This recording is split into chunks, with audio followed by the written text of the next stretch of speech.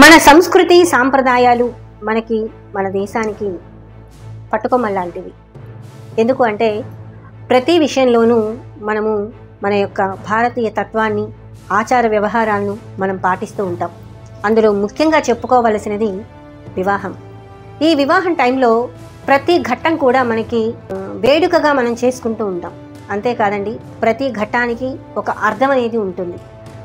మరి ఈ వివాహ టైంలో మనకి చివరిగా మనం చేసే ఘట్టం ఏంటి అంటే వధూవరులను ఇద్దరిని తీసుకెళ్ళి మనం అరుంధతి చూపిస్తూ ఉంటాం. అరుంధతి నక్షత్రాన్ని చూడాలి అని.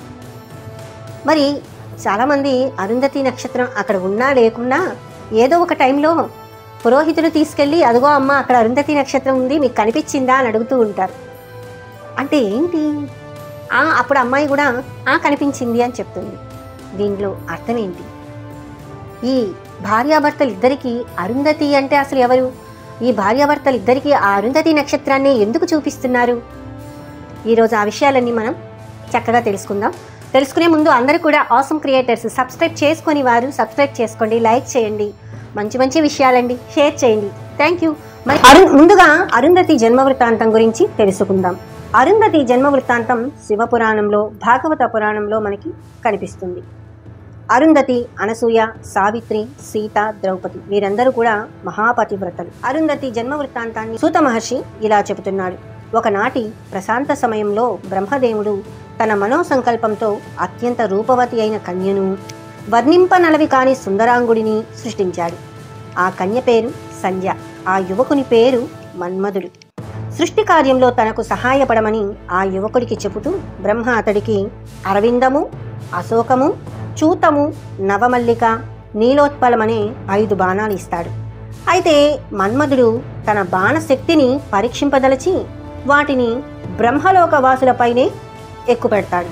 అప్పుడు బ్రహ్మతో సహా అందరూ కూడా, అక్కడున్న వారంతా కూడా సంధ్యను చూసి మోహానికి లోనవుతారు. ప్రమాదాన్ని పసిగట్టినటువంటి వాగ్దేవి ఈశ్వరుని ప్రార్థించగా ఈశ్వరుడు అక్కడ ప్రత్యక్షమై పరిస్థితిని చక్కబెడతాడు. రెప్పపాటు కాలంలో జరిగినటువంటి తప్పుకు తలవంచి సృష్టికర్త కోపంతో ఈశ్వరుని నేత్రాగ్నిలో పడి భస్మమవుతావని మన్మధుడికి శాపం ఇస్తాడు. తన వల్ల ఇంతమంది నిగ్రహం కోల్పోయారని సంధ్య చంద్రభాగా నదీ తీరంలో తపస్సు పేరిట తనువు చాలించేందుకు వెళ్ళిపోతుంది. అప్పుడు బ్రహ్మ వశిష్ఠ మహామునిని పిలిచి సంధ్యకు తపోదీక్షను అనుగ్రహించాలని కోరుతాడు. వశిష్ఠుడు ఆమెకు శివ మంత్రానుష్ఠానం వివరించి తన ఆశ్రమానికి వెళ్ళిపోతాడు. సంధ్య తదేక నిష్టతో తపమాచరించి శివుని అనుగ్రహాన్ని పొందుతుంది. శివుడు ఆమెను వరం కోరుకోమంటాడు. అప్పుడు సంధ్య ఈ లోకంలో సమస్త ప్రాణులకు యవ్వనం వచ్చేదాకా కామ వికారం కలగరాదనే వరం కోరుకుంటుంది. శివుడు ఆమెను మరొక వరాన్ని కూడా కోరుకోమంటాడు. అప్పుడు సంధ్య నా భర్త తప్ప పరపురుషుడెవరైనా నన్ను కామదృష్టితో చూచినట్లయితే వారు నపుంసత్వాన్ని కోల్పోవాలని, అంతేకాక తాను పుట్టగానే అనేక మందికి కామవికారం కలిగించాను కనుక ఈ దేహం నశించిపోవాలని కోరుకుంటుంది. అప్పుడు శివుడు తదాస్తు అంటూ మేధాతిథి అనే మహర్షి గత పుష్కర కాలంగా యాగం చేస్తున్నాడు. ఆయన చేస్తున్న యాగకుండలంలో అదృశ్యరాలివై శరీరాన్ని దగ్ధం చేసుకుని తిరిగి అదే కుండలం నుంచి నీవు జన్మిస్తావు అని, అంతేగాక నీ శరీరం నశించే సమయంలో ఎవరైతే నువ్వు భర్తగా తలుస్తావో అతడే నీ భర్త అవుతాడని శివుడు చెప్పి అంతరార్థమైపోతాడు.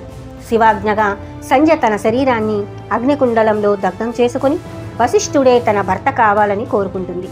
అగ్నికుండం నుంచి తిరిగి జన్మిస్తుంది. అరుంధతి సాధారణ స్త్రీ కాదు. వశిష్ఠ మహర్షిని వివాహం చేసుకుని ఎల్లప్పుడూ ఆయనకు తోడు నీడగా ఉంది. ఎంతో అన్యోన్యమైనటువంటి మహాపతివ్రతగా పేరు తెచ్చుకుంది. ఆమెను వేదాలు పతివ్రత ధర్మంలో శ్రేష్ఠురాలు అని కీర్తించాయి. భర్త ఎక్కడ ఉంటే భార్య కూడా అక్కడే ఉండాలి అన్నది ఆమె జీవితం. ఆకాశంలో కూడా అదే ప్రతిబింబం. వశిష్ఠ నక్షత్రం పక్కన అరుంధతి నక్షత్రం. అయితే పెళ్లిలో ఎందుకు అరుంధతి నక్షత్రాన్ని చూపిస్తారు? వధూవరులు జీవితాంతం వశిష్ఠ అరుంధతిలాగే ఉండాలి. భర్త ముందుండి నడిచినా భార్య నీడలా తోడుగా ఉండాలి. జీవితంలోని కష్టసుఖాల్లో ఇద్దరు ఒకరికొకరు బలంగా నిలవాలి. అరుంధతి కనిపించడం కష్టమే. అదేవిధంగా నిజమైన దాంపత్యం ధర్మం కూడా సాధించడం సులభం కాదు. కానీ ఒకసారి దాన్ని అందిపుచ్చుకున్న తర్వాత అది శాశ్వతం. కాబట్టి ఇంట్లో చూపించే ఆ చిన్న నక్షత్రం కేవలం ఒక రీతి కాదు, అది ఒక శాశ్వత శపథం. ఆకాశంలో మెరిసే ఆ మాయమైన కాంతి వశిష్ఠుడు, అరుంధతి లాంటి ఆదర్శ దాంపత్యానికి సంకేతం. ఆకాశంలో మెరిసే ఆ మాయమైన కాంతి వశిష్ఠుడు, అరుంధతి లాంటి ఆదర్శ దాంపత్యానికి సంకేతం. ఇది కేవలం నక్షత్రం కాదు, ఇది ఒక జీవిత రహస్యం. మాఘమాసాది పంచమాసాల కాలమందు తప్ప ఈ నక్షత్రం సాయంత్రం వేళ మనకి కనిపించదు. రాత్రిపూట చంద్రుణ్ణి, నక్షత్రాలను చూడటం వల్ల కంటి శక్తి పెరుగుతుందని శాస్త్రజ్ఞులు చెబుతారు. అరుంధతి నక్షత్రం నుంచి వచ్చే కిరణాల వల్ల కంటి శక్తి మరింత పెరుగుతుంది. అరుంధతి నక్షత్రం సప్తర్షి మండలంలో ఉండే చిన్న నక్షత్రం. శిశిర, వసంత, గ్రీష్మ ఋతువులందు సాయంకాల సమయమున, మిగిలిన కాలాల్లో అర్ధరాత్రి లేదా దాటిన తర్వాత తెల్లవారుజామున కనిపిస్తుంది.